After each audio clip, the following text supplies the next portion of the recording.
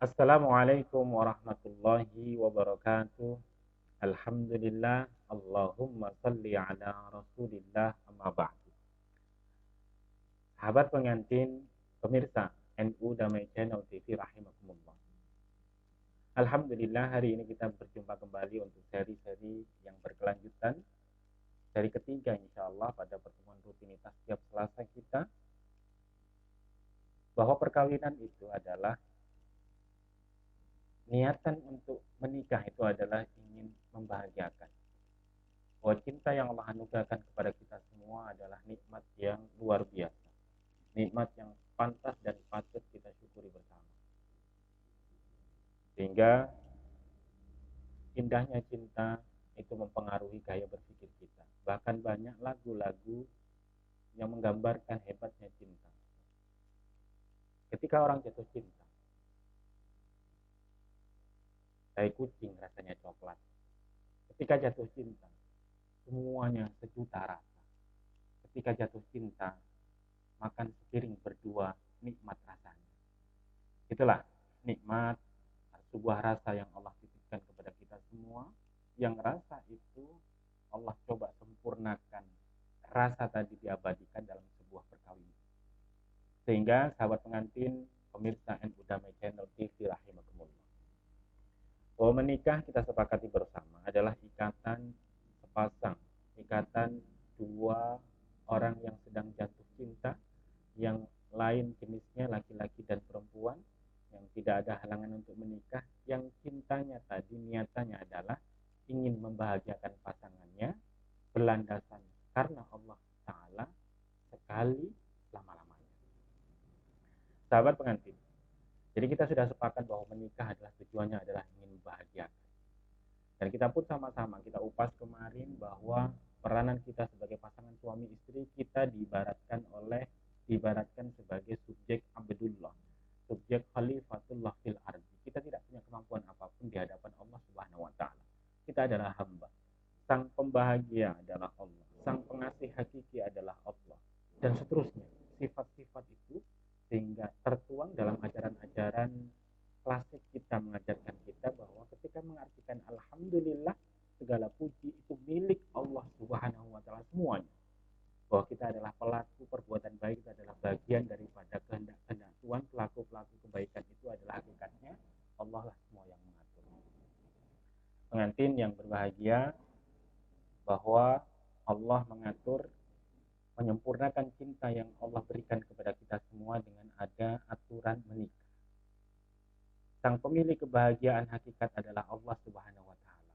Ketika kita ingin berbahagia, senang dengan pasangannya, paling tidak ikutilah trik-trik atau cara-cara agar kita mendapatkan kebahagiaan yang kita inginkan. Karena Allah yang menciptakan kita, maka Allah lah yang paling tahu bagaimana metode untuk menggapai kebahagiaan tadi. Nah, sahabat pengantin rahimakumullah, paling tidak pada pertemuan kali ini ada beberapa hududullah atau aturan-aturan yang diajarkan Allah melalui Al-Quran, sehingga kembali tidak akan lepas dari hal tersebut, bahwa ketika kita bergaul dengan pasangan kita, suami dengan istri kita, istri dengan pasangan kita, kita pasangan ayah ibu dengan anak-anak kita, anak kita dengan orang tua kita, kita sendiri dengan tetangga kita semua, ada dikenal qiyamu bihududillah. Poin yang pertama, ketika kita ingin menggapai rumah tangga bahagia dunia hingga akhirat, paling tidak pertama kita harus mengenal aturan-aturan yang diajarkan oleh Allah melalui Al-Quran. Ketika berbicara hududullah, batasan-batasan, aturan-aturan Allah Subhanahu wa taala, ada beberapa kata-kata yang diantaranya adalah al-qiyam. Misalkan larangan menggauli berkaitan dengan keluarga ya ini. Yang pertama adalah larangan menggauli istri saat i'tikaf di masjid. Itu tertuang di dalam surah Al-Baqarah ayat 187. A'udzubillahi minasyaitonir rajim. Bismillahirrahmanirrahim. Uhilla lakum lailatas shiyamir rafatsu ila nisaikum. Diperkenankan, dibahalalkan, diperbolehkan pada waktu malam ar-rafat, yaitu di sini dimaknai adalah berhubungan badan. Karena dulu sahabat pengantin bahwa ketika berpuasa di dalam benaknya para sahabat Rasulullah Shallallahu Alaihi Wasallam, kita itu kan pagi disuruh berpuasa. Yang membatalkan puasa itu adalah berhubungan badan. Sehingga dalam sangkaan mereka bahwa ketika malam pun tiba, mereka tidak berhubungan badan. Sehingga ada sekelompok berhubungan badan itu, ada mungkin sebagian sahabat yang lain berhubungan badan diam-diam tidak melaporkan, sehingga obrolan-obrolan ini itu diturunkan ayat menjelaskan uhillalakum lailatas siyami rafatsu ila nisaikum, diperkenankan pada waktu malam puasa itu adalah rafat, hubungan badan dengan istri kita. Karena apa? Hunna libasul lakum wa antum libasul lahunna, karena mereka istri-istri kita itu adalah pakaian kalian wahai suami, sedangkan kalian pun adalah wa antum libasul lahunna, dan kalian wahai para suami adalah pakaian bagi mereka. Ini adalah ibarat Allah menggambarkan hubungan suami istri itu adalah pakaian. Yang tugasnya pakaian itu adalah sama-sama kita ketahui melindungi, menjaga dari sisi estetika, mempercantik tampilan kita semua, sehingga pasangan kita ini adalah tujuannya atau difungsikan paling tidak kita menyempurnakan apa yang belum ada sempurna di pasangan kita. Kita memperindah pasangan kita dengan adanya kita, bukan malah mengobrak-abrik, membuka aib-aib pasangan kita kepada orang lain. Alimallahu annakum kuntum takhtanuna anfusakum fataba alaikum wa'afa ankum. Dilanjutkan, kalian itu pasti tidak akan mampu untuk menjaga atau melakukan itu sebulan full, atau menjaga tidak berhubungan badan. Fataba alaikum wa'afa ankum fal'ana bashiruhunna fabtaghu ma kataballahu alaikum. Mulai sekarang sudah jelas boleh kalian berhubungan badan dengan mereka di waktu malam, dan seterusnya dijelaskan wa kulu washrabu hatta yatabayyana lakumul khaytul abyadu minal khaytil aswad. Makanlah, minumlah sehingga fajar tiba, sehingga ketika kita digambarkan, dianalogikan di sini, sehingga jelas mana benang putih, mana benang yang hitam. Tumati musyama ilal laili, sempurnakanlah hingga waktu malam tiba.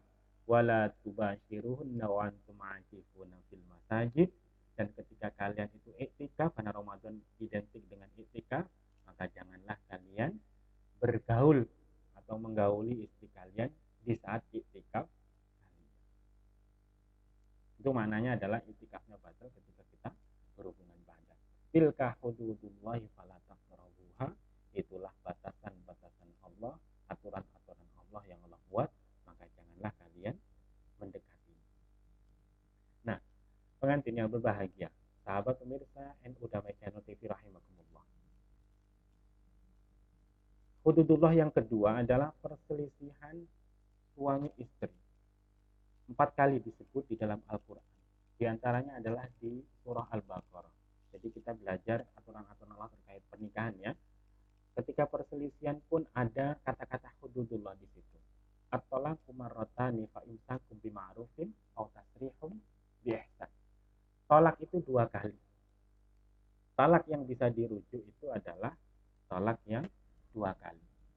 Yang pertama adalah fa imsakun bima'rufin aw tasrihum bi ihsan, yaitu talak yang kalian itu bisa imsak, merujuknya kembali, atau talak yang kalian tidak bisa melepas, tidak merujuk kembali. Wala yahillu lakum an ta'khudhu mimma ataitumuhunna syai'an, dan tidak diperkenankan bagi kalian antakhudu mimma ataitumuhunna syai'an, mengambil sesuatu yang sudah kita berikan, yaitu berupa mahar, illa ayyakhafa alla yuqima hududallah, kecuali boleh bercerai misalkan, itu ketika mereka khawatir untuk tidak bisa ditegakkan kemaslahatan di dalam rumah tangga. Nah, maknanya adalah Kami ulang, at-talaqu marratan fa imsaku bima'rufin wa tasrihun bi ihsan wa la yahillu. Intinya adalah bahwa cerai dan tidaknya rumah tangga itu kita kembalikan adanya unsur kemaslahatan di dalam rumah tangga. Unsur kemaslahatan itu adalah mampunya ditegakkan aturan-aturan Allah Subhanahu wa taala. Jadi sahabat pengantin, jangan mudah untuk menikah, atau menikah itu kalau cuma landasannya hanya cinta saja, maka itu kurang sempurna. Begitupun ketika cerai, kalau landasannya adalah sudah tidak cinta, maka itu pun juga tidak sempurna. Sehingga landasan yang paling sempurna, yang paling bagus yang diarahkan di sini adalah ketika melakukan sesuatu itu adalah unsur ibadahnya. Bagaimana ibadahku dengan menikah bagaimana ibadahku dengan menikah? Apakah dengan menikahku ini dengan memilih wanita yang cantik, dengan memilih laki-laki yang gagah menurut selera kita masing-masing, maka itu dapat aghaddul lil basar, memalingkan pandangan kita kepada hal-hal yang negatif, menjatuhkan nafsu-nafsu kita kepada hal-hal lain. Maka dengan memilihnya kita sesuatu yang kita cintai, tujuannya adalah untuk menjaga kehormatan diri kita sendiri. Begitupun sebaliknya, kapan kita diperkenankan untuk bercerai? Ketika kita berpasangan dengan mereka, pasangan tersebut bahkan akan menjauhkan semangat ibadah kita ketika berbanding dengan ketika kita belum menikah sebelumnya. Pengantin, yang ketiga, ada hududullah yang dikaitkan dengan talak bain. Talak bain itu diantaranya adalah ayatnya di surah Al-Baqarah ayat 230, fa in talaqaha fala tahillu lahu min ba'du hatta tankiha zaujan ghairah. Jadi talak itu tadi, talak yang bisa dirujuk kembali itu adalah talak satu, talak kedua. Talak pertama, talak kedua mengucapkan pertama kali, mengucapkan kedua kali. Sedangkan talak bain itu adalah talak yang diucapkan 3 kali sebanyak. Atau kalau dipecah-pecah lagi adalah ada talak bain sughra, bain kubro. Bain sughra itu adalah cerai yang dimohonkan dari pihak perempuan kepada negara atau hakim, kemudian hakim memutuskan mengabulkan pisahnya rumah tangga, maka di situ adalah bain sughra. Nah, bain sughra itu maka tidak ada iddah, maka iddahnya ada, maka dia tidak memiliki rujuk, konsekuensinya maka ketika ingin balikan kembali dia harus akad baru, akad jadi akad nikah baru. Fa in talaqaha fala tahillu lahu min ba'du hatta tankiha zaujan ghairah. Konsekuensinya ketika perempuan itu sudah ditalak bain, talak 3 kali, talak kubro, maka tidak boleh merujuk kembali, maka tidak bisa menikah kembali kecuali si istri tadi sudah dinikahi oleh laki-laki lain.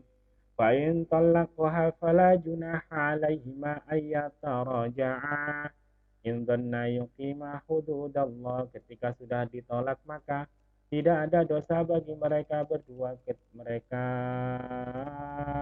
untuk rujuk kembali. Ini adalah rujuk tolak yang bisa dirujuk. In dhanna yuqima hududallah, ketika dalam keyakinannya berrujuknya mereka kembali itu berprasangka kuat akan ditegakkan kembali nilai-nilai aturan Allah Subhanahu wa taala. Wa tilka hududullah bainahuma liqaumin ya'lamun. Nah, kembali Allah di ujung-ujung ayatnya itu adalah konsep untuk melakukannya kita semua itu tidak lepas daripada konsep penegakan hududullah, penegakan syariat-syariat Allah. Kemudian juga berbicara tentang menjaga batas-batas atau aturan-aturan Allah Subhanahu wa taala. Begitupun ada waris, ada wasiat, ada sumpah zihar. Waris itu kaitannya dengan ketika nikahnya benar, maka selanjutnya keturunannya mendapatkan warisan. Ketika nikahnya tidak benar, maka anak-anaknya terhalang untuk mendapatkan waris. Begitupun anak meninggal, orang tua pun terhalang menjadi waris karena nikahnya fasid. Ada juga sumpah zihar. Sumpah zihar itu adalah menyamakan punggungnya istri dengan punggungnya ibu. Itu banyak pendapat, banyak kajian. Saya tidak akan sampai di taraf itu. Ada juga hal-hal perceraian yang dua kali. Nah, pengantin, aturan-aturan bahwa ketika kita prinsip-prinsip perkawinan tadi, kita mengenal syariat-syariat Allah, aturan-aturan Allah Subhanahu wa taala yang dikenal dengan hududullah, memahami tentang batasan-batasan, aturan-aturan yang Allah buat, ada juga prinsip-prinsip di dalam perkawinan keluarga kita yang perlu kita kenal, yang diajarkan di dalam Al-Qur'an. Di antaranya adalah konsep saling ridho. Yaitu konsep saling ridho itu adalah Allah menyebutkan prinsip, yaitu di dalam buku ini disampaikan adalah jika di surah Al-Baqarah ayat 232, ketika sang istri telah habis masa iddahnya, maka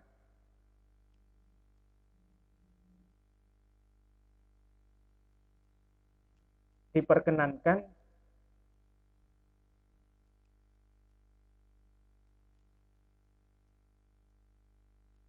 maksudnya begini, konsep saling ridho ini adalah ketika suami istri itu berpisah misalkan. Berpisah, maka mantan suami, mantan istri, maka mantan istri itu diperkenankan untuk memilih laki-laki lain ketika sudah selesai masa idahnya. Tidak boleh sang suami malah melarang, bagaimana tradisi-tradisi sebelum Islam itu ada, ketika dicerai, ketika meninggal, maka si suami meninggal, maka istri itu menjadi warisan berikutnya dan dilarang untuk menikah dengan orang lain kecuali setelah mendapatkan izin ahli waris. Fala ta'duluhunna ayyankihna azwajahunna.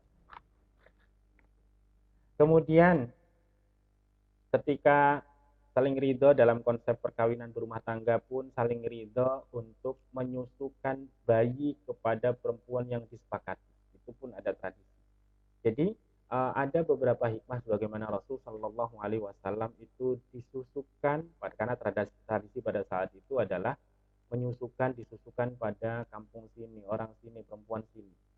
Itu ternyata hikmahnya itu diantaranya adalah bahwa Rasul Shallallahu Alaihi Wasallam itu wanita susuannya itu adalah Halimatus Sa'diyah, sosok perempuan yang kokoh, sosok perempuan yang kuat, hidup di desa, tangguh, sehingga dan menjaga wirai, menjaga diri dari hal-hal yang tidak pantas, disusukanlah kepada Halimatus Sa'diyah, kepada beliau.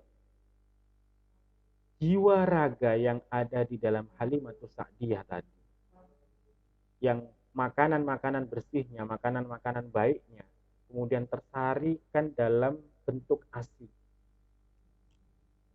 disampaikan, diberikan kepada baginda Rasulullah Shallallahu Alaihi Wasallam. Itu maknanya adalah bahwa di dalam sari pati makanan itu yang berasal dari jiwa Halimatus Sa'diyah tadi masuk kepada jiwa Rasul Shallallahu Alaihi Wasallam, diajarkan jiwa tadi, badannya Rasul diajarkan. Gen-gen yang berasal dari Halimah masuk ke dalam saripati atau tubuh Rasul Shallallahu Alaihi Wasallam. Jadi paling tidak yang dapat diambil kesimpulan ketika kita ingin mensusukan atau mencari ibu susuan terhadap anak kita setelah kita sepakat untuk bermusyawarah, maka yang menjadi titik ketemu adalah jangan sembarangan memilihkan ibu susu untuk anak kita. Pilihkanlah, karena makanan yang diambil, bagaimana makanan itu masuk kepada ibu susu kita, bagaimana cara ibu susu kita itu makannya, doanya bagaimana, cara berpikirnya bagaimana, karena secara langsung, maka kebiasaan ibu kita itu makanannya akan masuk kepada anak kita, dan secara otomatis tubuh kita itu mengkonsumsi, atau bahasanya itu adalah menerima kebiasaan-kebiasaan yang sebelumnya dilakukan oleh ibu susu anak kita. Pengantin yang berbahagia, kemudian yang ketiga, ada prinsip-prinsip kelayakan atau kemakrufan. Di dalam Al-Quran disebut 11 kali. Dalam Al-Baqarah disebut sebanyak 11 kali dan di surah An-Nisa ada 2 kali, surah At-Talaq 2 kali. Jadi ma'ruf di sini maknanya adalah al-urf, kelayakan, kepantasan. Sehingga di dalam pembagian harta warisan, maka dalam pembagian harta warisan pun ada al-urf. Kemudian ada hubungan seksual suami istri. Apakah harus setiap hari, setiap saat? Kebiasaan saja, santai saja. Pengasuhan anak, maka seperti apa model pengasuhan? Ya sesuai kebaikan, kesepakatan yang ada pada sosial budaya pada saat itu. Jadi Islam itu hanya membuat rumus-rumusnya saja, masalah bagaimana sebaiknya itu kita serahkan kepada kebiasaan-kebiasaan, kesepakatan, kebaikan yang ada pada masyarakat tempat. Nah, misal contoh konkretnya itu adalah di Arab konsumsi makanan pokoknya itu adalah gandum, dibuat roti, maka untuk mengenyangkan pasangan kita, mengenyangkan anak kita mungkin cukup dikasih roti. Tapi ketika di sini untuk mengenyangkan anak kita atau diri kita sendiri tidak cukup dengan roti, tidak makan kalau tidak makan nasi. Itu adalah nalar yang sering ada. Kemudian ada konsep yang keempat, singkatnya adalah berusaha menciptakan kondisi yang lebih baik atau kondisi ihsan. Kapan? Yaitu ketika yang pertama adalah jika suami menceraikan istri, maka perceraian harus dilakukan dengan cara-cara yang membuat kondisi istri dan keluarga lebih baik daripada ketika pernikahan itu dipertahankan sebagaimana tadi. Jadi nalar ihsan. Ihsan itu maknanya adalah ada namanya khair, ada salih, ada al-urf baik, ada tayyib, ada ihsan. Ihsan itu adalah melakukan sesuatu yang lebih dari seharusnya. Wabil walidaini ihsanan. Kata-kata itu sering kita ada. Kepada orang tua berbuat ihsannya, berbuat lebihlah dari yang sudah orang tua kita lakukan. Jadi ketika bercerai itu tujuannya adalah ingin menggapai sesuatu yang lebih baik. Kemudian contoh yang kedua ihsan adalah anak mesti bersikap baik kepada orang tua. Nah, inilah tadi adalah konsep-konsep bahwa intinya kondisi apapun semampunya kita mari berikan sesuatu yang lebih kepada orang lain. Berbuat ihsanlah kepada orang lain. Bahkan orang salah pun kalau bisa kita buat ihsan. Orang yang memukul kita, maka kita pun diperkenankan untuk memukulnya. Orang yang menyakiti kita diperbolehkan untuk membalas tindakannya tadi. Bahkan dilanjutkan ihsan itulah yang proses yang lebih baik. Kemudian ada konsep yang kelima, ada ajaran-ajaran nihlah, ajaran-ajaran ketulusan. Wa atun nisaa sadaqatihinna nihlah. Wa atun nisa, berikanlah kepada istri-istri sadaqatihinna nihlah, mahar-mahar mereka ketika engkau menikahi mereka nihlatan, sebagai bentuk keikhlasan. Jadi sesuatu yang kita berikan, seorang suami yang diberikan, seorang suami yang memberikan mas kawin kepada pasangan, masalah sedikit, sedang, banyak, itu adalah kondisi masyarakat masing-masing, tradisi.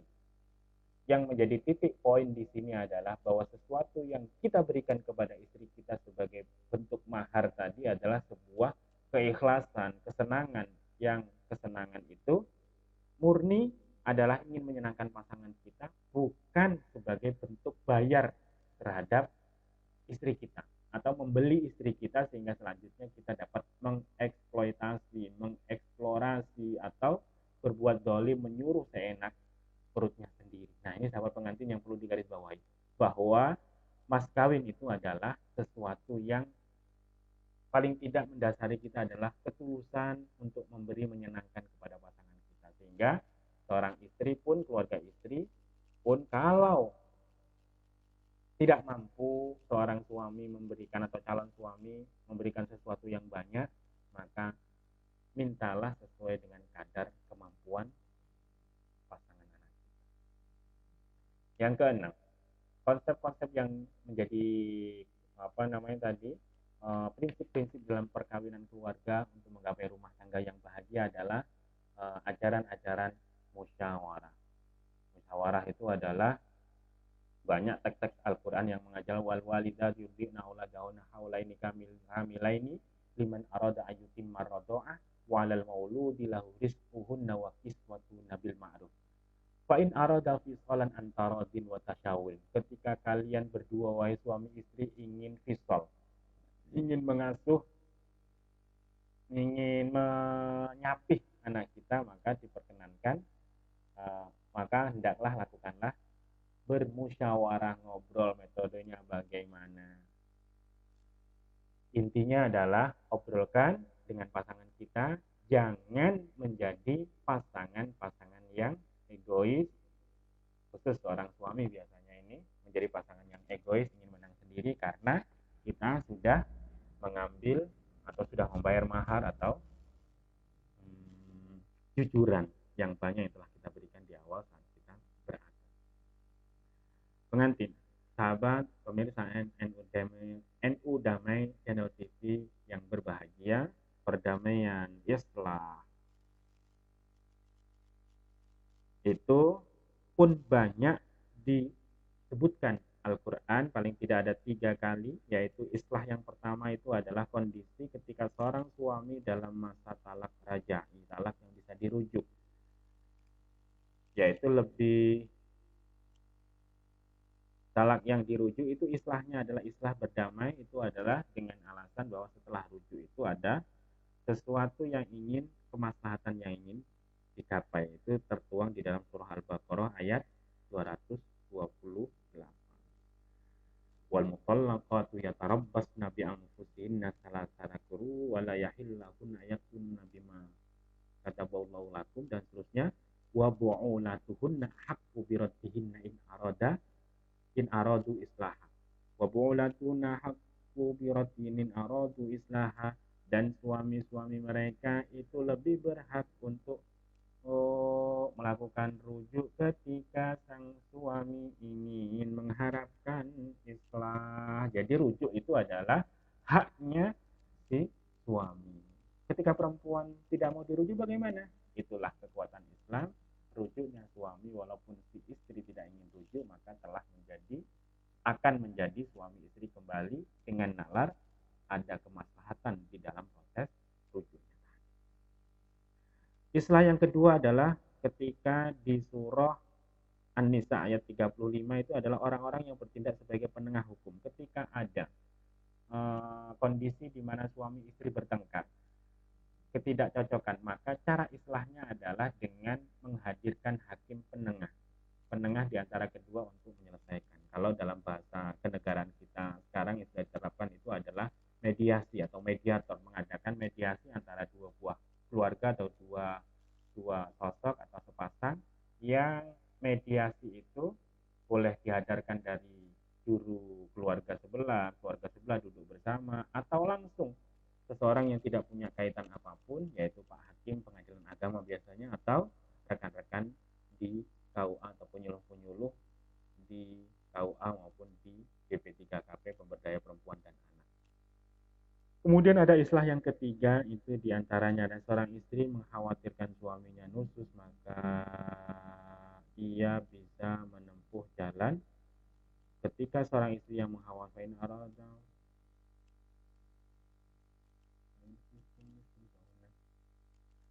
Surah An-Nisa ayat 128, yaitu ketika maka di sini teksnya ada seorang istri yang mengkhawatirkan suaminya nusyus.